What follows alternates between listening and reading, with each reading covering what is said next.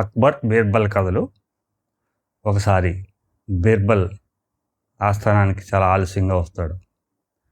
అప్పుడు అక్బర్ ఎందుకు ఆలస్యంగా వచ్చావు అని అడిగితే, ఇంట్లో పిల్లల్ని చాలా మారం చేస్తున్నారు, వాళ్ళని సముదాయించి రావడానికి ఎంత సమయం పట్టింది అని చెప్తాడు.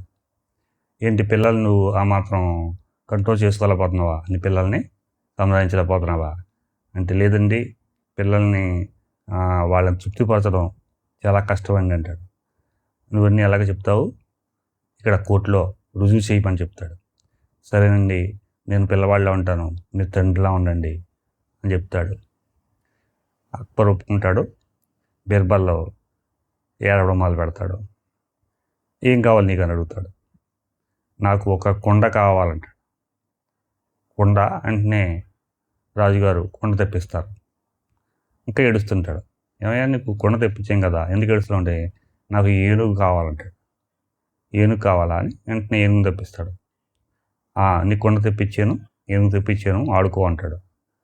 అయినా ఏడుస్తూ ఉంటాడు.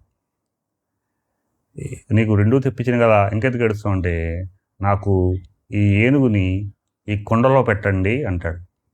అది ఎలా సాధ్యమయ్యా, ఏనుగు కుండలో ఎలా పెట్టగలం, ఏనుగు పెద్ద ఉంది, కుండ ఏమో చిన్నది ఉంది, అది ఎలా సాధ్యం అంటే, నాకు అదంతా తెలియదు, ఈ ఏనుగుని కుండలో పెట్టవలసిందే అని ఏడుస్తూ మొదలు పెడతాడు.